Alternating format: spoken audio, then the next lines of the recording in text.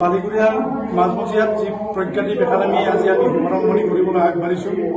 এই একাডেমিয়ে এক পৰিঘটনা আছে যে এই 2010 চনত এই বিদ্যালয়খন গঠন হৈছিল প্ৰজ্ঞাদ্বীপ জাতীয় বিদ্যালয় হিচাপে, আৰু সেই জাতীয় বিদ্যালয়ৰ লক্ষ্য উদ্দেশ্য ফালনি নাকাটাকৈ আমিও এই বিদ্যালয়ে আজি আমি নতুনকৈ ইয়াত ভূমিষ্ঠ কৰিছোঁ প্ৰজ্ঞাদ্বীপ একাডেমি হিচাপে।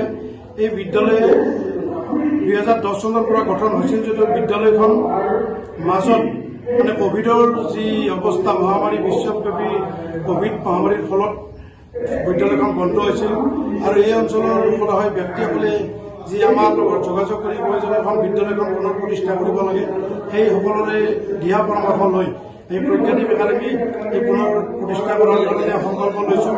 আৰু ইয়াত বৰ্তমান যি ইংৰাজী ভাষাৰ অগ্ৰাহন, এই ইংৰাজী ভাষাৰ অগ্ৰহণৰ বিপৰীতে যি আমাৰ যি অসমীয়া ভাষাই ধ্ৰুপদী সন্মান লাভ কৰিছে, আৰু অসমত অসমীয়া ভাষাৰ লগে লগে আমি প্ৰথম অসমীয়া ভাষা হিচাপে প্ৰথম লৈ তাক দ্বিতীয় বিকল্প ভাষা হিচাপে ইংৰাজী লৈ ইংৰাজী ভাষা আমিও শিকিব লাগিব, কিন্তু প্ৰথম অসমীয়াক বাদ দি নহয়, অসমীয়া লৈহে দ্বিতীয় আমি ইংৰাজী ভাষা লৈ, আৰু এই অঞ্চলৰ ছাত্ৰ ছাত্ৰীসকলক আমি অসমীয়াৰ জৰিয়তে ইংৰাজী ভাষাৰ সাৱলীলভাৱে শিক্ষা দিয়াৰ আমি ব্যৱস্থা আগত ৰাখিছোঁ। ইতিমধ্যে আপোনালোকক আমাৰ এই বিদ্যালয়ৰ প্ৰধান শিক্ষক হিচাপে ইয়াত আমাৰ আমন্ত্ৰণক্ৰমে আহিছে নলবাৰীৰ এজন শিক্ষাবিদ, অসমৰ ৰাজ্যিক কৃতি শিক্ষকৰ বঁটা পোৱা এজন শিক্ষক, বালিগুৰিয়া কালেখনৰ ভাৰপ্ৰাপ্ত প্ৰধান শিক্ষক যোগেন তালুকদাৰ ছাৰ, তাৰ লগত আমাৰ এই বিদ্যালয়ত জড়িত হৈ আছে বালিগুৰিয়া বাসুদেৱ বিদ্যাপীঠৰ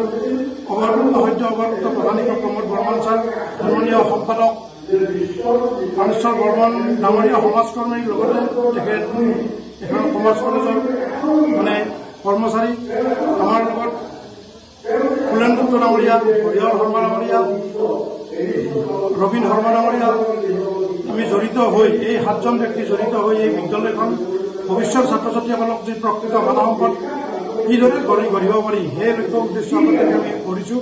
আৰু এই বিদ্যালয়খন ভৱিষ্যত আগবঢ়াৰ ক্ষেত্ৰত সৰ্বস্তৰৰ ৰাইজৰ আমি সহায় সহযোগিতা বিচাৰিছোঁ।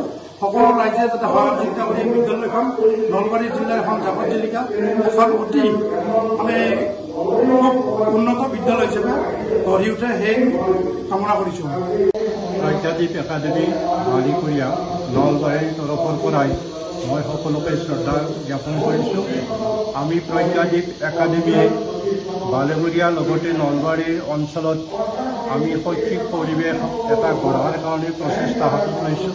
সম্পূৰ্ণ অসমীয়া মাধ্যমৰ দ্বাৰাই এই বিদ্যালয়খন চালিত হ'ব, আৰু অসমীয়া ভাষাৰ লগে লগে আমি আমাৰ ল'ৰা ছোৱালীসকলক ইংৰাজী ভাষাৰ পঠন আদি কৰি গোটেইকেইটা মাইক্ৰ' স্কেলত আমি সম্পূৰ্ণভাৱে যোগ্যতা দিয়াৰ কাৰণে আমি প্ৰচেষ্টা ল'ম, আৰু তেওঁলোকক আমি মানৱ সম্পদ হিচাপে গঢ়াৰ কাৰণে আমি সকলো দিশে অলৰাউণ্ড ডেভেলপমেণ্ট কৰাৰ কাৰণে আমাৰ মনৰ কামনা আছে। সেইকাৰণে মই সমূহ ৰাইজক আবেদন জনাইছোঁ যে আপোনালোকে এই বিদ্যালয়খনৰ লগত সহযোগ কৰক, আৰু আমাৰ এই অঞ্চলৰ ল'ৰা ছোৱালীসকলক আগবাঢ়ি নিয়াৰ কাৰণে আমাক সহযোগ কৰক। আমি নিশ্চয় আপোনালোকক এটা দৃঢ়তা দিব পাৰোঁ যে এই বিদ্যালয়খনেই এই অঞ্চলৰ সমূহ ছাত্ৰ ছাত্ৰীসকলক এজন ভাল নাগৰিক হিচাপে গঢ়াত আগবাঢ়িব পাৰিব, মই তাকে কামনা কৰিছোঁ। অৱস্থাত আমি অংকুৰ শ্ৰেণীৰ পৰা আৰম্ভ কৰিম, প্ৰথম শ্ৰেণীলৈ আমি আৰম্ভ কৰিম, কাৰণ আমি একেলগে গোটেইকেইটা ক্লাছ কৰা নাই। আমি সম্পূৰ্ণভাৱে আমি অংকুৰৰ পৰাই ক্লাছটো আৰম্ভ কৰি যাতে তেওঁক সম্পূৰ্ণ যিটো কম্পিটেঞ্চি এই দিয়াৰ কাৰণে আমি হাতত ল'বলৈ চেষ্টা কৰিছোঁ।